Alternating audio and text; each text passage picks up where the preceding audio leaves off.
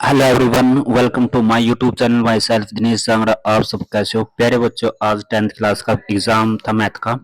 तो अब ये जो सेट है, सेट सी है, ए बी सी डी, चार सेट थे। चारों सेट में जो क्वेश्चन है आपके आगे पीछे हो सकते हैं, ठीक है। अगर किसी का पहला सेट में एक पहला क्वेश्चन है तो बी सेट में वो पांचवा क्वेश्चन है। इस तरीके से क्वेश्चन आप मिला सकते हैं कोर्स का। तो पहले हम बताएंगे ऑप्शन टाइप के सभी आंसर किस तरीके से रहने वाले हैं। यानी जो सेट ए का सेट सी का है, क्वेश्चन नंबर फर्स्ट है ए बी सी त्रिभुज है जिसके अंदर सी कौन समकोण है, तो साइन ए प्लस बी का मान 1 डिग्री हो यानी 1 होगा। बी आंसर इसका राइट आंसर रहेगा बी। दूसरा जो क्वेश्चन है साइन थीटा बराबर ए बटे बी है दिया है, तो सीकेंट थीटा का मान बताना आपने। जो सीकेंट थीटा का मान होगा वो आपके पास रहेगा ए आंसर रहेगा B by B square minus A square यानी ए रहेगा इसका। इसके बाद है क्वेश्चन नंबर 3। क्वेश्चन नंबर 3 में एक प्लस में टेन स्केयर एक प्लस में कोट स्केयर बराबर है, तो किसके बराबर है? टेन स्केयर बराबर है यानी डी आंसर रहेगा इसका। इसके बाद है question number 4। H C F A और बी का 12 है और दोनों का प्रोडक्ट 180 है और इसका एलसीएम बताना है। चौथा क्वेश्चन का रहेगा बी आंसर रहेगा 150। 150। नेक्स्ट है पांचवा। निम्नलिखित में से कौन संख्या अप्रिमेय संख्या है यानी इरेशनल नंबर नहीं है, तो कौन सा नहीं है वो आपके पास option number C. Option number C. इसके बाद है छठा क्वेश्चन। द्विघात बहुपद जिसके शून्यांकों का योग -5 है और गुणनफल 6 है तो होगा। द्विघात बहुपद बताना आपने, क्वाड्रेटिक पॉलिनोमियल बताना है।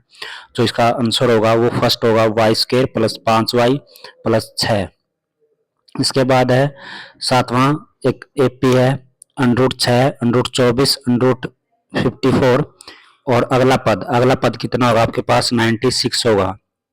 इसके बाद है आठवां के का वह मान जिसके लिए द्विघात समीकरण 2x² प्लस kx प्लस 2 के मूल बराबर है, तो किसके बराबर है? बी ऑप्शन आएगा +-4। जैसा पेपर बताया गया था सेम पेपर वैसे ही आया है।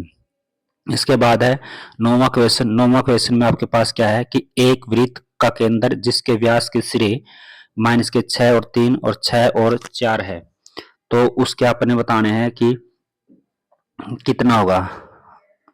तो आपके पास कितना होगा सेंटर, यानी आपके पास 0 और 7/2 बीच का पॉइंट बताना था। मिड पॉइंट का फार्मूला लगेगा इसके अंदर। इसके बाद है 10वां क्वेश्चन। 4.2 सेंटीमीटर किनारे वाले एक घन में से काटकर जा सकने वाले सबसे बड़े शंकु का आयतन बताना था आपने। तो यहाँ पर आप लगाएंगे तो फार्मूला लगाने के बाद 19.4 यानी डी ऑप्शन रहेगा 19.4 रहेगा इसका। 19.4 रहेगा डी ऑप्शन। इसके बाद 11वां क्वेश्चन है। एक त्रिभुज ए बी सी समरूप है क्यू पी आर। ए सी का मान 6 बी सी का मान 5 है, क्यू आर का मान 3 है। तो पी एक्स का मान निकालना है, तो एक्स का मान निकालना है तो वो एक्स का मान आपके पास कितना होगा 2.5 बी ऑप्शन रहेगा।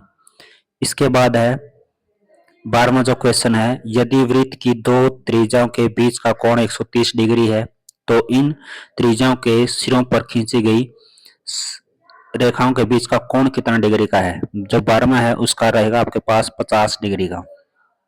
ठीक है। Question number 13।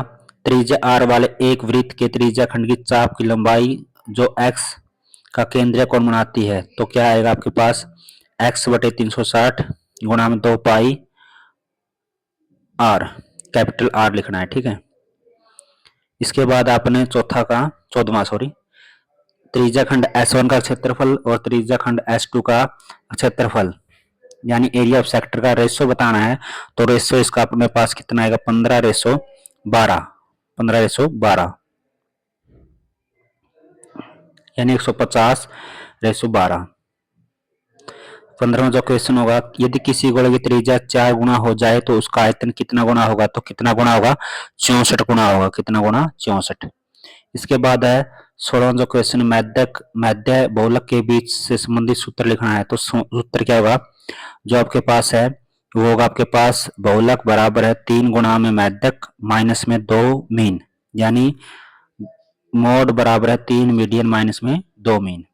इसके बाद है 17वां जो क्वेश्चन है, इस सारणी में आपने बताना है कि जो 16,000 से 19,000 के रुपए वाले परिवार की संख्या कितनी है। ये आपके पास क्या है, सी एफ है, तो आपने एफ निकालनी है, तो कितनी होगी इसके अंदर, 19 होगी। कितनी होगी आपके पास, 19 होगी। इसके बाद नेक्स्ट क्वेश्चन है जो 18वां क्वेश्चन है, एक 6 मीटर ऊंचे खंबे की जमीन से 2√3 मीटर लंबी छाया पड़ती है, तो उसी समय सूर्य का उन्नयन कोण बताना है। तो उन्नयन कोण कितने डिग्री का आएगा, 60 डिग्री का। तो 19वां क्वेश्चन है, दो एक प्रेमी संख्या है, दो एक प्रेमी संख्या है, सभी धनात्मक पूर्णांक का वर्गमूल अप्रेमी संख्या होता है। यानी जो सी सही है, यानी ए सही है, मतलब इसका ऑप्शन नंबर सी रहेगा, यानी अभिकथन ए सही है, आर गलत है। 20वां क्वेश्चन में आपके पास दे रखे, एक वृत्त के व्यास के सिरों पर खींची गई स्पर्श रेखा समांतर होती है, ये बात सत्य है। तो इसका मतलब आपके पास जो उत्तर आएगा आपका ए भी सही, अभिकथन भी सही है, आर भी सही है, ठीक है, ये रहेगा आपके पास। तो आप मैच कर सकते हैं ये सभी क्वेश्चन, आपके सेट में आगे पीछे हो सकते हैं, ठीक है। ये था आपके पास बेसिक का, स्टैंडर्ड का हम आपके लिए लेके आएंगे। Thank you, take care, bye bye.